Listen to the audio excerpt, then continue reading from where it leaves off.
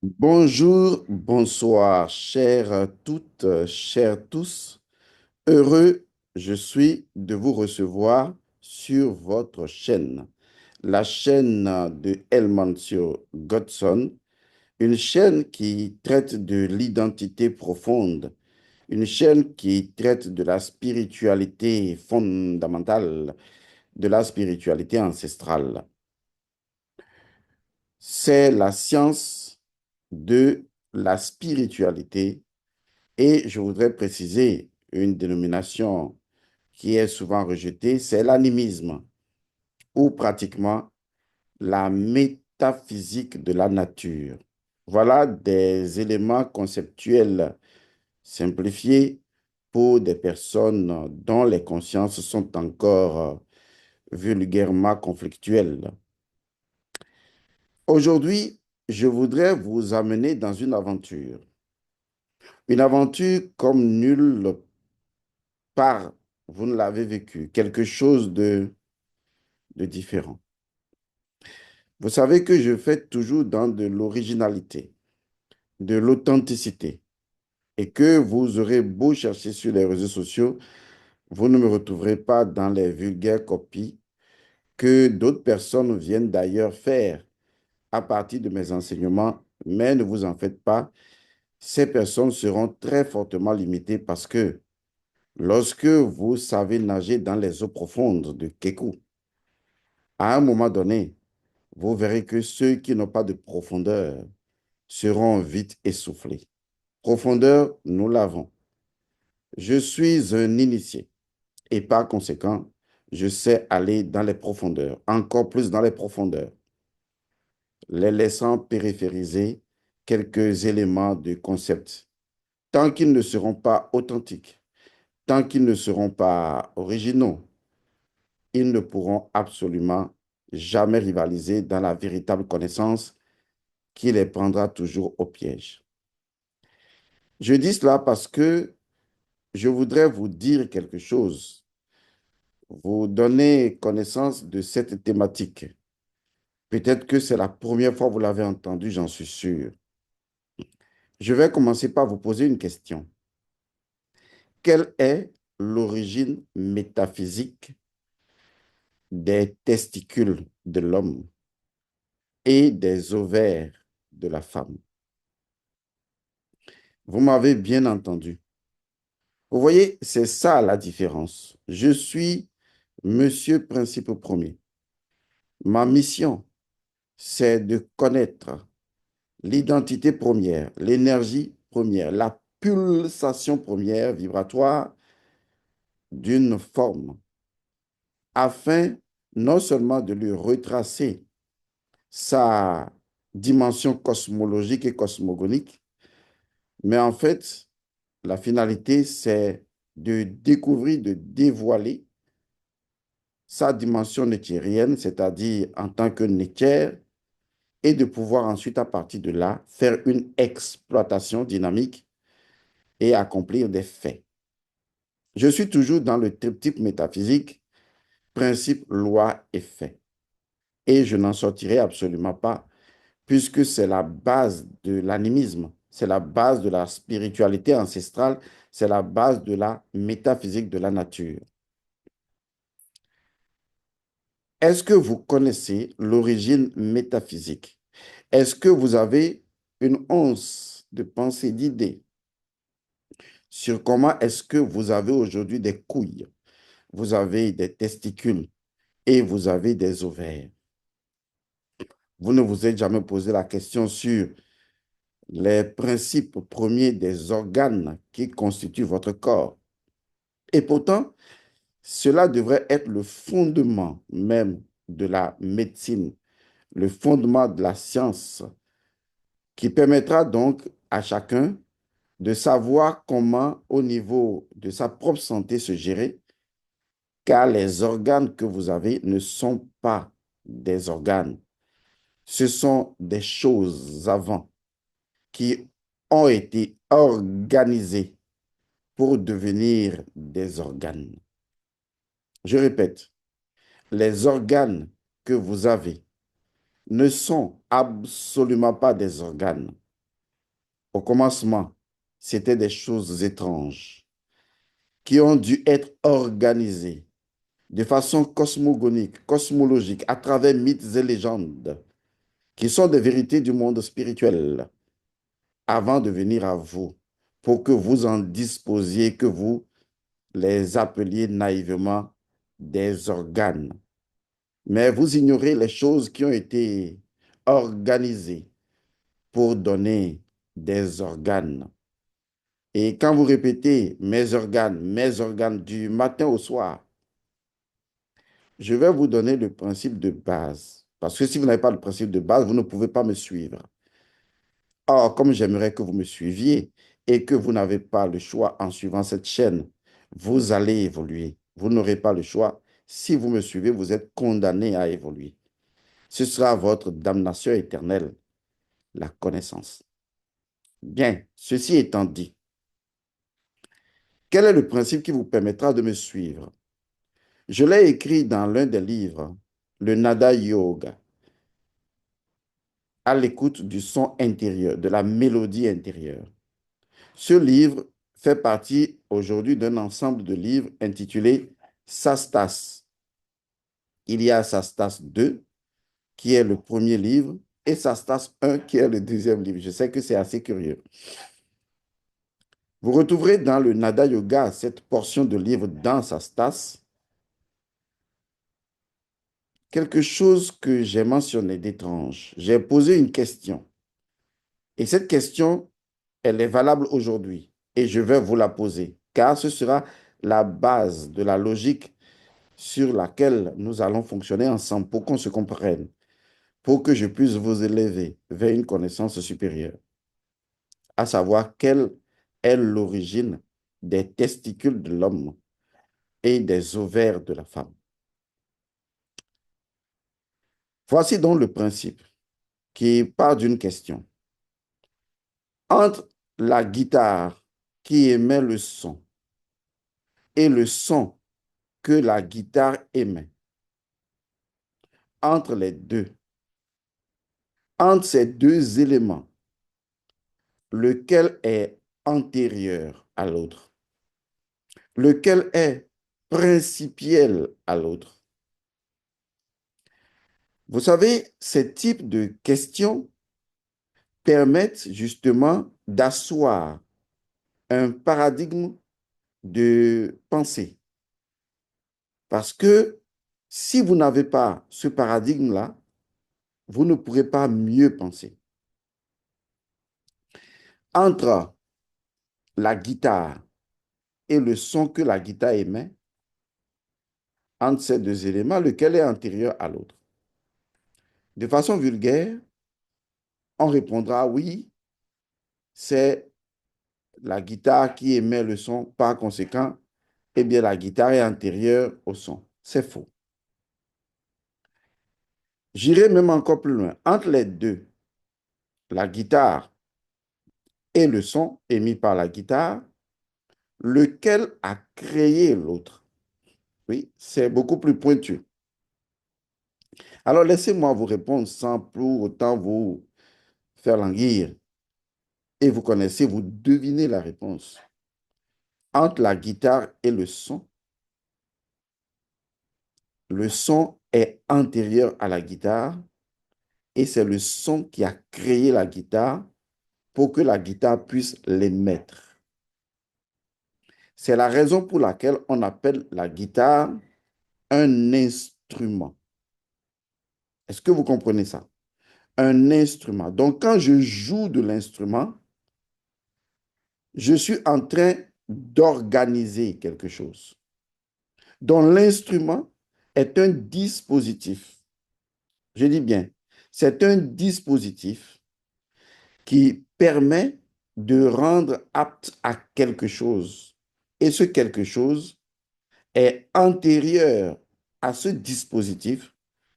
Et ce quelque chose a créé ce dispositif pour que ce dispositif soit un instrument qui permette de faire passer ce quelque chose antérieur à ce dispositif qui ne sera reconnu qu'à travers le dispositif instrument pour le reconnaître, c'est-à-dire la musique. Donc, c'est la musique qui a créé la guitare et non le contraire. Si vous avez cette base de réflexion, si vous avez ce dispositif mental, cette mind ou ce mindset en tête, le reste sera plus facile pour vous. Vous comprendrez pourquoi. Vous comprendrez l'origine des testicules. C'est ce que j'appelle le pourquoi. Je ne vais pas discuter avec la médecine qui me parlera de comment les testicules sont apparus en remontant dans le fœtus. Là, je ne suis qu'en fait en train d'expliquer la manière dont une chose est arrivée dans le monde factuel. Mais je n'explique pas le pourquoi la chose est la chose, avant même que sa manifestation ne soit envisageable ou ne soit perceptible de façon récurrente dans la matière physique. Il fallut alors que la chose soit la chose, qu'un principe premier est permis, que la chose soit la chose avant que nous ne puissions l'utiliser de façon dynamique dans notre existence physique. Et c'est là que nous devons aller trouver la réponse. L'origine des testicules de l'homme, l'origine des ovaires de la femme remonte dans l'océan primordial. Et oui, nous retournons donc en Égypte, le Noun. Vous entendez bien le son Noun, parce que je vais faire une petite nuance. Les anciens Égyptiens avaient écrit un mythe, bien avant le mythe osirien. Vous devez savoir que le plus ancien de tous les mythes, c'est le mythe d'Horus, surtout Horus l'Ancien. Horus l'Ancien, c'est le dieu, la divinité suprême de l'égrégore de Kama. Et c'est à juste titre que Horus l'Ancien est la divinité de l'égrégore de Kama. Vous retrouverez l'Horus Ancien d'ailleurs dans les cinq jouets pagomènes qui sont dédiés aux cinq divinités et primaires. Vous trouverez Horus, vous trouverez d'abord Osiris, ensuite Horus l'Ancien, vous trouverez Isis, Nephthys, Seth, voilà, etc. De toute façon, le mythe le plus ancien que les prêtres ont élaboré, bien avant le mythe d'Osiris, c'est le mythe de Horus l'Ancien. Un mythe plus ancien que celui même d'Osiris. C'était tout à fait normal. Et pour comprendre ça, il faut maîtriser la mystagogie africaine, la mystagogie ancestrale. Il faut maîtriser la façon dont la métaphysique de la nature fonctionne. Car le Noun, l'océan primordial, possédait en son sein ou était en son sein ce que nous appelons justement le chaos. Et oui, l'océan primordial est un chaos. Certes, ce n'est pas un chaos chaotique propre à l'océan primordial lui-même ou au Noun, mais néanmoins, c'est un chaos très incompréhensible pour nous et il fallut d'abord, avant tout, apprendre à organiser le chaos. Mais avant que le chaos ne soit organisé et le dieu Atum va être désigné pour cette grande magie, lui qui va apparaître sur un tertre et commencer à générer les néades, avant que ce phénomène n'arrive, il y a eu d'abord un mythe antérieur, celui d'Horus l'Ancien, car c'est de la victoire d'Horus l'Ancien que Atum a pu organiser les néades. Il y avait donc un combat plus ancien, au cœur même du Noun. Ce combat concernait Horus l'Ancien et le dieu Seth dans sa phase primaire et primordiale. Avant même qu'on ne parle de dieu sétien qui va naître de son père et de sa mère, de Nout et de Geb, Il y avait d'abord le Dieu sétien au commencement, avant même que l'Énéade n'apparaisse. Et cela se passait dans le chaos, car la partie du Noun qui était chaotique, la partie du Noun qui représentait le chaos, c'est la puissance non maîtrisée.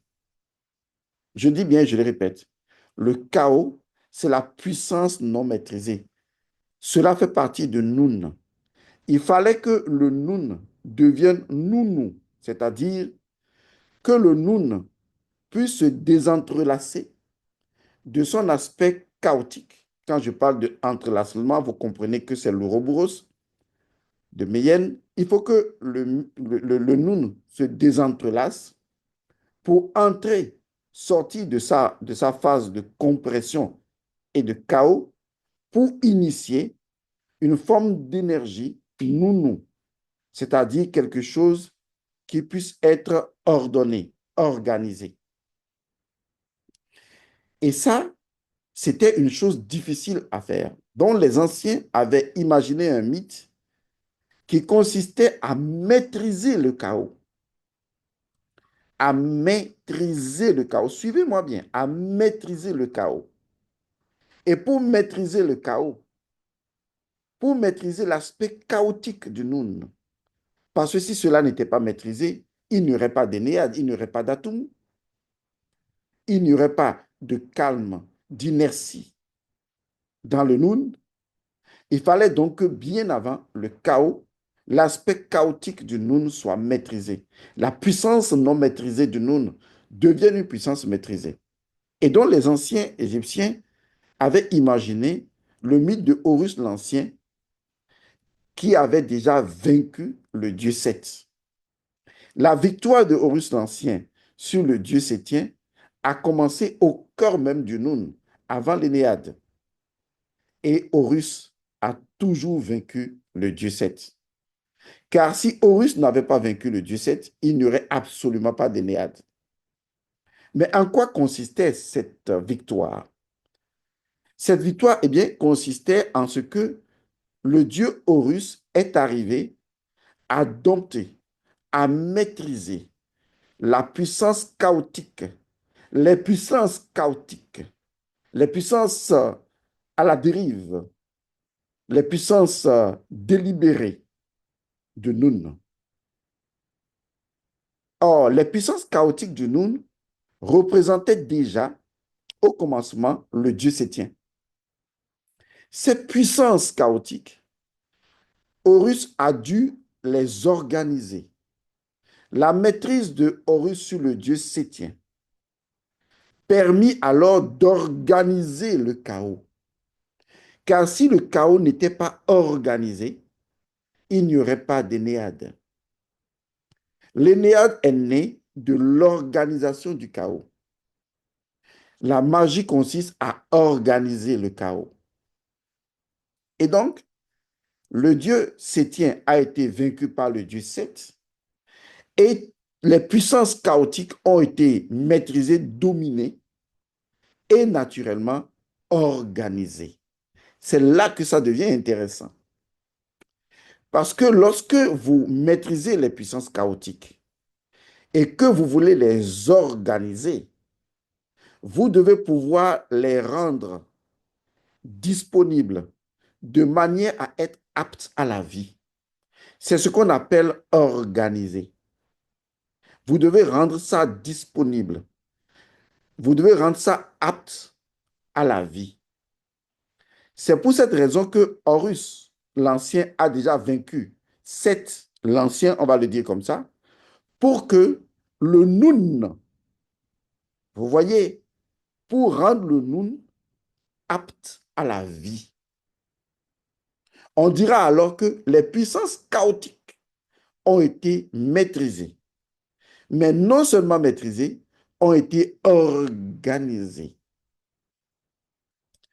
Mais pour que on respecte la trilogie de principes, lois et faits, lorsque les puissances chaotiques ont été organisées, toutes les puissances chaotiques, et je précise bien, toutes les puissances chaotiques ont été organisées et vont être modulées depuis leur principe jusqu'à leur fait.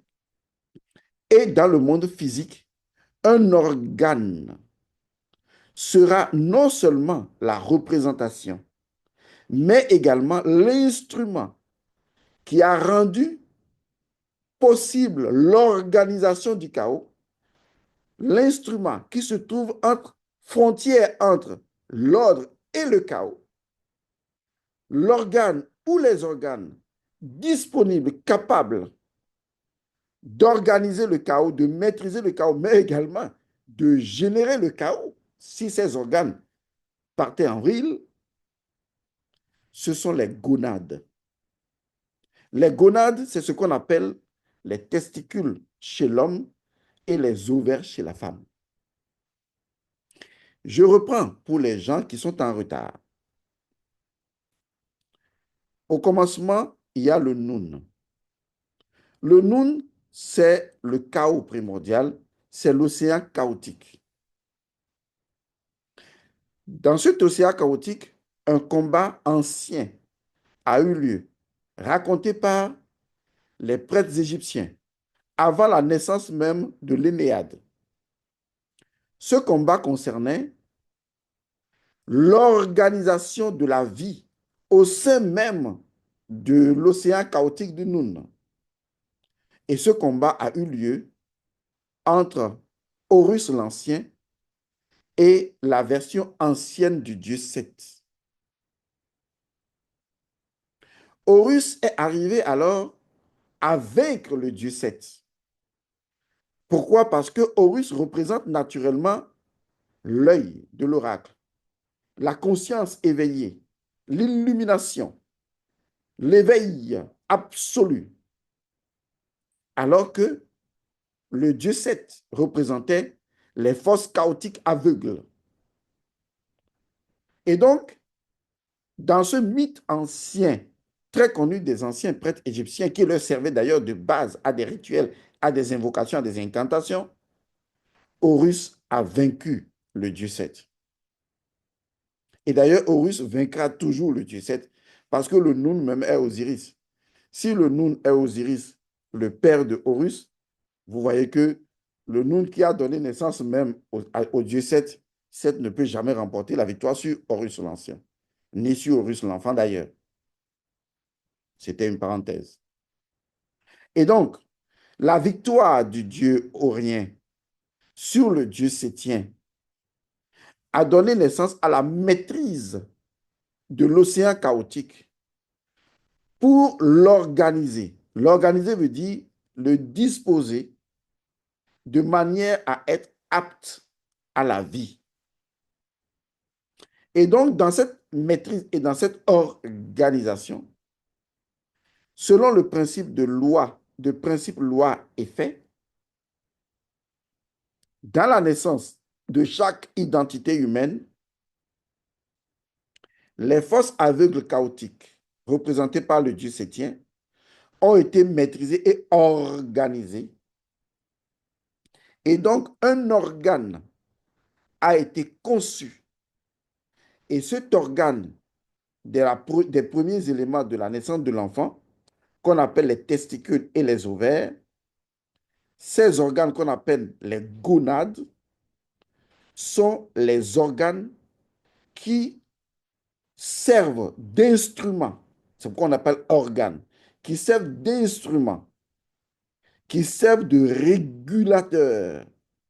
L'Apocalypse des chrétiens appelle cela les deux témoins, qu'on verra dans Sodome et Gomorrhe et dans Apocalypse d'ailleurs.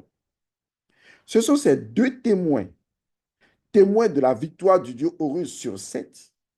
Ce sont ces deux témoins, ces deux identités spirituelles, ces deux principes qui ont sanctionné la victoire d'Horus sur le dieu Sétien et qui sont les principes qui ont organisé le chaos, devenant ainsi les testicules qui régulent le chaos, qui contrôlent le chaos, qui maîtrisent le chaos, les testicules et les ovaires qui constituent les organes de la victoire de Horus sur le dieu sétien. C'est pourquoi dans toutes les traditions égyptiennes, le dieu sétien est associé inévitablement aux testicules. Vous verrez que dans la victoire plus tard de Horus sur Seth, dans le combat qui les a opposés, ce qui constitue donc les éléments de conflictualité entre les deux, c'est que Horus a arraché les testicules de Seth et Seth a arraché l'œil d'Horus. Ça veut dire clairement que le dieu sétien représente les testicules et que le dieu horien représente l'œil. Et que ce combat qui a existé dans l'Énéade a préexisté avant l'Énéade. Et que les testicules que vous avez, les couilles ou les ovaires que vous avez, sont les organes les plus dangereux du corps humain. Les organes les plus dangereux parce que si vous n'arrivez pas à en avoir la maîtrise, exactement comme le dieu horien, si vous laissez les chaos du Noun prendre le dessus, si vous laissez à la dérive ces organes, alors le dieu Seth risque de remporter la victoire sur votre œil spirituel, la glande pinéale. Vous comprenez donc qu'en réalité, l'origine spirituelle, métaphysique, ancestrale des testicules et des ovaires remonte à ce combat primordial, qu'on appelle d'ailleurs le combat primordial, entre Horus l'Ancien et Seth. Et que vos testicules et vos ovaires ne sont nés que parce que Horus a vaincu Seth et a organisé les puissances chaotiques, a donné aux puissances chaotiques des organes capables de les réguler. Et donc, si on revient au principe sur lequel on était parti, vous et moi, à savoir que ce sont des énergies, des forces qui ont donné naissance à une forme, exactement comme le son a créé la guitare, on revient exactement à la même compréhension. Ce sont les forces chaotiques maîtrisées qui ont créé les testicules, qui ont créé les ovaires. C'est pourquoi ces deux éléments qu'on appelle les gonades sont essentiels à la spiritualité, très déstabilisateurs pour l'œil d'Horus et constituent le premier élément du cheminement spirituel de l'initié. Lorsque vous comprenez cette vérité essentielle, fondamentale, à l'origine des gonades et des testicules, comme les anciens Égyptiens le savaient, vous saurez alors que lorsque on veut mettre en place un autel, puisque l'autel est né de l'otep, otep, c'est une cérémonie, c'est un rituel, ou même un rite des prêtres égyptiens, un rite de pacification antérieur à Sematawi, un rite dans lequel les prêtres invoquaient l'œil d'Horus et invoquaient les testicules de Seth, les éléments du conflit, de divergence, pour les apaiser. Et c'est leur apaisement, leur fondement, leur interaction qui permettra justement la mise en place d'un autel. Je parlerai de la mise en place d'un autel ultérieurement. Lorsqu'on veut faire de la magie noire, l'autel est différent de lorsqu'on veut faire de la spiritualité véritable ancestrale. Car les fondements sur lesquels repose un autel, deux choses, essentiellement les testicules de Seth et l'œil d'Horus. Tout en sachant que le troisième élément fondamental, c'est que l'érection d'un autel symbolise toujours la victoire de Horus sur 7. Et donc, pour conclure notre présentation, il est important que chacun d'entre vous, si vous voulez faire dans l'originalité, dans l'authenticité, vous alliez à la recherche, à la connaissance de l'histoire, de l'énergie, pulsation première, des organes qui constituent votre corps, comme par exemple le cœur, car ces éléments au nombre de 6, donc 3 paires, sont essentiels pour que vous puissiez savoir où vous allez, à savoir les 2 gonades, les 2 cœurs, puisque le cœur est double, et les 2 cerveaux, au nombre de 6, 2, 2, 2, et placés de façon pratiquement équidistante. Quel est le principe, quelle est l'origine du cœur, par exemple, et quelle est l'origine du cerveau? Parce que si je connais ces choses, je peux connaître les autres. Et donc aujourd'hui, je vous ai révélé l'origine des testicules que vous portez, l'origine des ovaires que vous portez. Parce que si vous n'intégrez pas cette dimension métaphysique de la compréhension, de la connaissance, de l'éveil propre à vos gonades, vous ne saurez pas quelle lutte mener, quel cheminement faire, quelle conquête opérer. Les puissances chaotiques maîtrisées sont dans vos couilles, sont dans vos ovaires. Mais cela ne s'arrête pas là. Parce qu'une fois qu'on connaît ça, on voit toute la magie qui tourne autour. Parce qu'on sait alors que ces testicules ne sont pas simplement des éléments physiques matériels. Ce sont également des éléments de rituel, des symboles qu'on peut utiliser pour atteindre des objectifs. Par exemple, quelle est alors la relation entre les testicules, les ovaires et le noyau de la Terre? Quelle est alors, disons, la relation entre mes testicules et les ovaires de la femme? Quelle est alors la relation entre l'union entre les deux et la magie sexuelle? Qu'est-ce que je peux faire en termes de magie avec mes propres testicules ou avec mes ovaires? Et surtout, comment est-ce que je peux augmenter la puissance de mon organe pénien à partir justement de mes gonades, de mes testicules? Est-ce que mes testicules possèdent un nom, un code par lequel je peux leur faire appel? Est-ce que grâce à mes testicules, je peux manipuler des puissances? Et pourtant, à toutes ces réponses, oui, bien sûr. Vous voyez qu'en réalité, vos testicules sont un univers mythique, un univers de symbolisme, un univers de vérité, un univers fait de Ewo, Odu, ce qui est à la fois ouvert et fermé, un univers dans lequel vous pouvez réaliser des choses extraordinaires. Lorsque vous savez parler à vos testicules, appeler les esprits qui sont à l'intérieur et qui ont été organisés,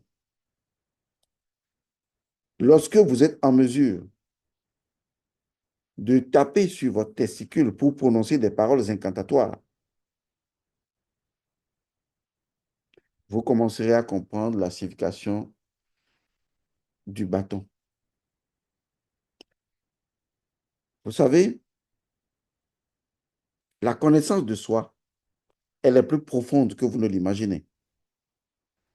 Car si vous deviez vous connaître, C'est également connaître tous les organes qui vous constituent et les principes premiers qui les constituent et comment tout cela est mélangé et ce que cela produit.